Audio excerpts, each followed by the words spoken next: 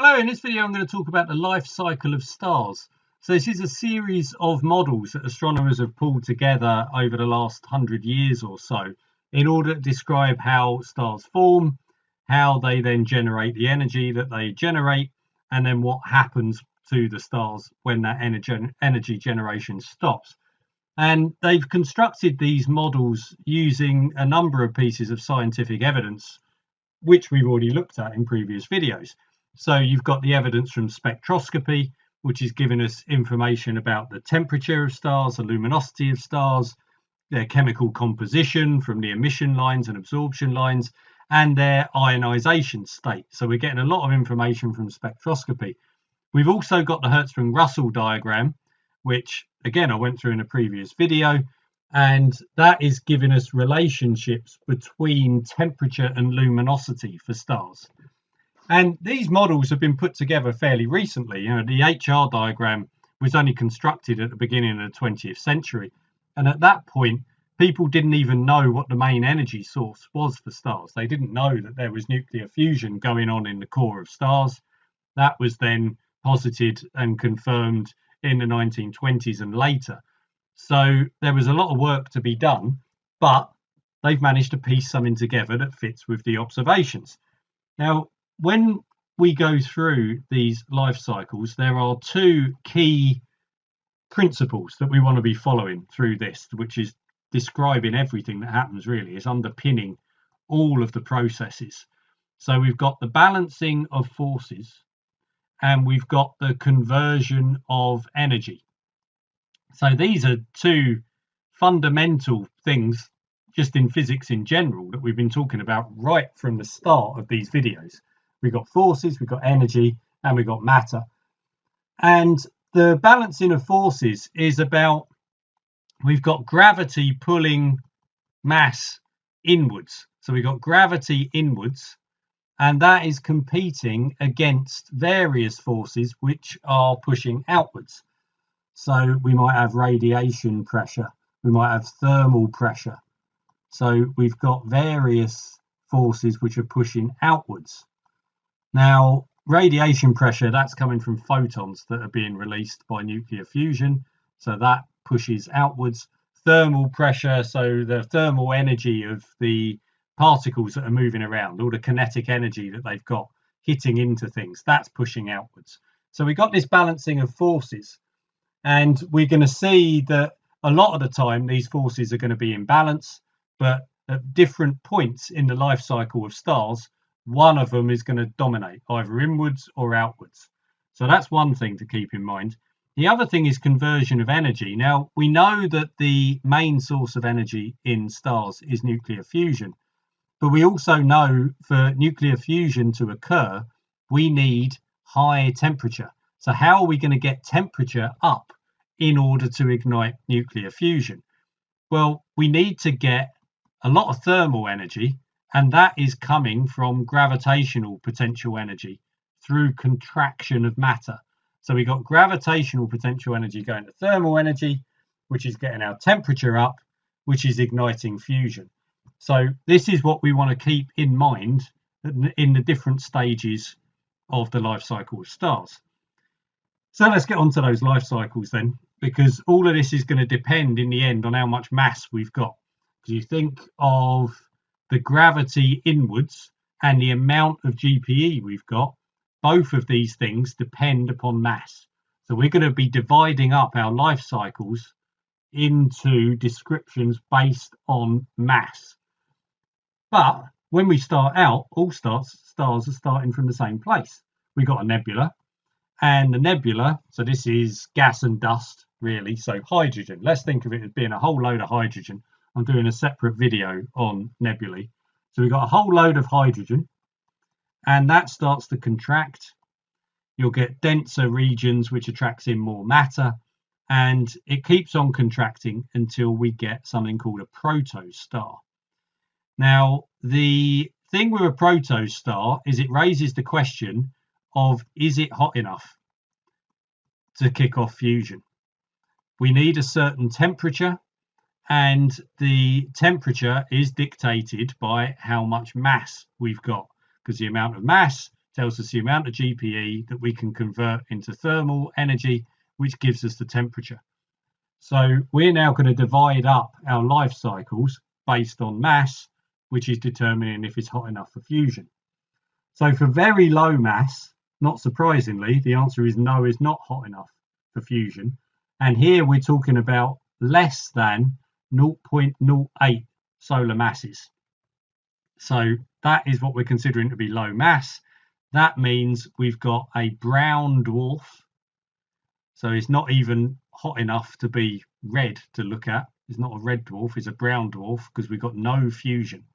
So these are protostars. They're like big Jupiters, really. You've got a whole load of hydrogen and some dust, and okay, you'll have a few other bits. You'll have some helium kicking around and maybe a few other odds and ends, but mostly it's going to be hydrogen. And yeah, it's not hot enough for any fusion to happen. So brown dwarfs, they just sit around and don't really do anything. They're not very exciting. Then we've got low mass. So now we're talking about 0.08 to 0.5, say, solar masses. Now, these are hot enough for fusion to ignite. So we're now getting hydrogen fusing into helium. Of course, this is a plasma. So when I'm talking about hydrogen and helium, I'm talking about protons for hydrogen because they're ionized. So we've just got the nucleus, which is a proton, or it might be deuterium. So protons or deuterium, so a proton and a neutron for deuterium. Helium, we're talking about helium nuclei, so alpha particles. So that's what we've got happening with our fusion. And this is very slow burn fusion. You're talking about billions, even trillions of years. So long that no one's actually observed one of these stars to finish the fusion. Yeah, the universe isn't old enough. The universe is only 14 billion years old. These stars burn for longer than that. So any prediction that we have for the life cycle of these stars is based on models, not on observations of the actual end state of these stars. And the idea of these models is the whole star is just one big convective zone of nuclear fusion. So it's fully mixed. And it just keeps on fusing hydrogen into helium until the hydrogen is used up. Then the fusion stops and it just cools down. So that's what's going on with these low mass stars. Again, not very exciting. The more exciting stuff is happening when we get onto medium and high mass. So medium mass stars. So we're talking about 0.5 to 10 solar masses. This is where we're burning the hydrogen. We're fusing the hydrogen to helium just quicker because there's more mass, there's higher temperatures, there's a greater rate of fusion going on. It's still taking billions of years, but it's faster than the rate of fusion in low mass stars. Now, what happens next is different then for these medium mass stars, because eventually you're going to get the rate of fusion is going to slow down in the core. So fusion slows, which means we're getting less energy production. We've got less radiation, we've got less thermal energy. So the outwards force is decreasing. We've still got the same inwards force due to gravity. So the force due to gravity is then going to win in that battle, and you're going to get contraction. As the star then contracts, that means you're going to get the temperature going up because we've got that conversion of energy from GPE into thermal energy. So, we're coming back to these two important principles at the beginning: balancing the forces, conversion of energy. Fusion slows, less energy is going outwards. We've got less force outwards, so we get contraction. Temperature up. Temperature up will mean we're going to get more fusion. So we get a new phase of fusion. And this new phase of fusion is going to happen in a shell around the core. So we're igniting a new fusion phase of hydrogen into helium in a shell around the core. But the expansion, which then happens afterwards, because now we're kicking off energy production again. So we're going to get outwards force, and the outwards force then is greater than the inwards force once we start off this new phase of fusion. So the star overall will expand to a greater size than it was previously. So we go into a red giant phase. So let's go back then to our HR diagram. So I'll do a little sketch in the top corner here. So remember on this with our Hertzsprung-Russell diagram, we got temperature on the x-axis, and that's going from right to left. So the hot stars are on the left. Luminosity on the y-axis, going from bottom to top as usual. And we had, if you remember, this diagonal line running top to bottom, which is the main sequence. So these medium mass stars, these are main sequence stars. This is where they're starting on the Hertzsprung-Russell diagram. So remember, with a star, which is not that hot, it's not that luminous, fairly average, starting somewhere here on the main sequence once it's formed. When it gets into this new phase, it's expanding and it's moving towards being a red giant. So remember, there was a branch off of the main sequence which went up to where these red giants are living. So in this case, stars like the sun will be moving on the HR diagram away from the main sequence into where these giants are. And you can see they've still got low temperature. This is why they're red. They're still on the right-hand side of the diagram, meaning low temperature, but they're bigger, so they're more luminous. You know, remember our luminosity equation, 4 pi r squared, Stefan Boltzmann constant t to the 4. So if they've expanded, the luminosity has gone up. So this is the new phase that we're in here. And we're still mainly doing hydrogen into helium as the fusion. And this will continue until, again, the fusion slows. We then get contraction, temperature then goes up, and we may get another load of fusion. That will depend upon the mass. It will depend upon how much energy conversion we've had and whether the temperature gets up high enough. If it does get up high enough, then it'll expand again and we'll be fusing heavier elements. So you might get helium fusing, you might get carbon fusing. So this is how the life of the star continues as it's using up its fuel. You get these cycles of contraction, reignition, and then expansion. And this continues until it can't start any more fusion. And at that point, we move towards a planetary nebula. And I'll do a separate video on planetary nebulae. But in a planetary nebula, we've got a lot of this turbulence going on. So we've got all this contraction and expansion. The outer shells of the star are much less dense. You know, things have expanded a lot. So it's much more nebulous. It's much less dense out there. We've got a lot of mixing going on. There's a lot of convection in the star. So everything's just that little bit less stable. And the outer parts of the star start drifting off into space. And you end up left with just the core in the middle, with this shell of material which has drifted away.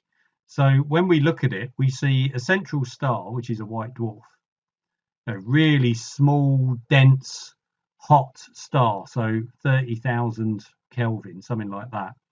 And then this shell, this spherical shell of material that used to be part of the star, which has now drifted off and is being illuminated by the central star. So you can see it glowing around. And the white dwarfs we saw on our HR diagram when we were talking about that, they're down the bottom here. So on the left-hand side, which means high temperature, and down the bottom, which means low luminosity. So if they got high temperature and low luminosity, they must be small, hence white dwarf. And white dwarfs are crazily dense. This is the core of the old star. They're very, very hot, not because they're still fusing any elements, but because you've got a lot of residual energy. You've got a lot of photons that were created and energy that was created by fusion, which is now being radiated. So they're just cooling down from the energy production that they were previously involved in. And they are super duper dense, but not as dense as some of the things that we're about to come across. The reason that the white dwarf doesn't contract down anymore is for stars that start off at this mass range, 0.5 to 10 solar masses, the core, what's left in the white dwarf, will be less than 1.44 solar masses. This is what's left in the core.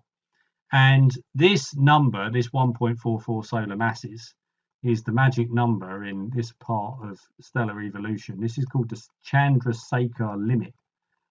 And if it's below this mass, then there is something called electron degeneracy pressure.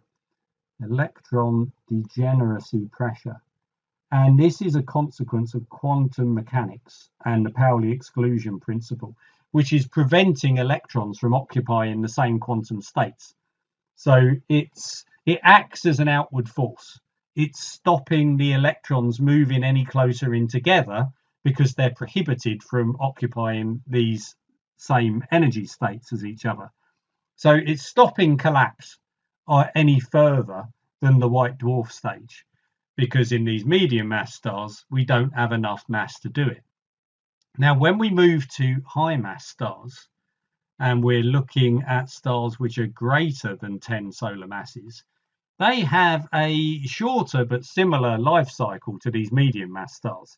So they'll go through these processes of contracting, starting nuclear fusion, then eventually the fusion slows, they contract, the temperature goes up, they expand. So all of that cycle that we were talking about with medium mass stars, all the same thing happens in the high mass stars. You just get more cycles because they've got enough mass to start more phases of fusion. They can fuse heavier elements. So you get more phases and you get more shells of fusion going on. So whereas in these medium mass stars, we were talking about helium in the core and a shell of hydrogen around it, and then maybe getting on to having some carbon fusion in the core and a helium shell around it. So not very many shells and just dealing with a limited number of elements fusing. In high mass stars, you can have loads of shells till you get to a point where you've got an iron core. Now, this is the ultimate endpoint of fusion. You can't get any energy out of fusing hydrogen. So that's our endpoint. And then multiple, like loads of shells, going around the core of these heavier elements. So the elements get lighter as you move away from the core, but loads and loads and loads of shells. But the processes are the same as you get in the medium mass stars. You just get more of it for these high mass stars.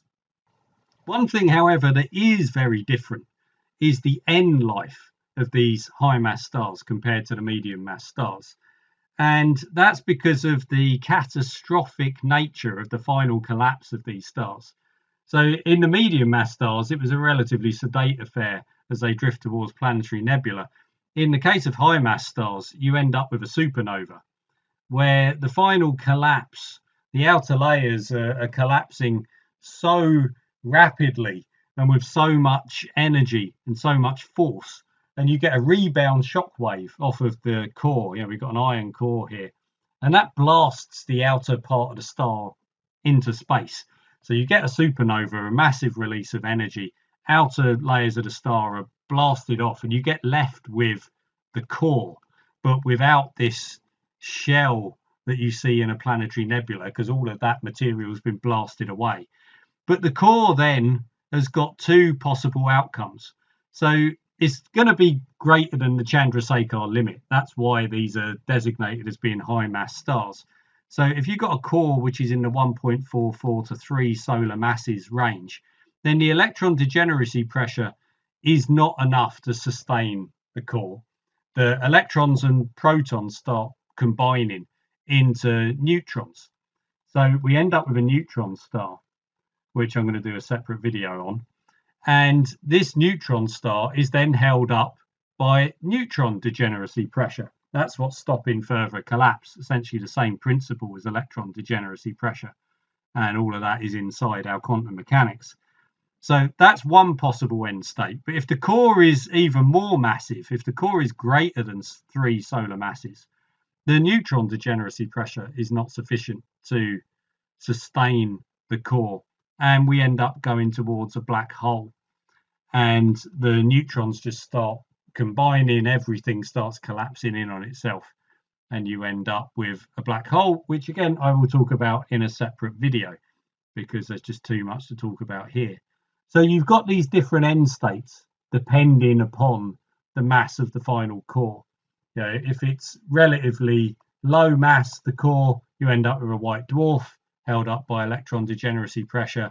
If it's an intermediate mass, then you've got a neutron star held up by neutron degeneracy pressure. And if it's high mass, you end up with a black hole.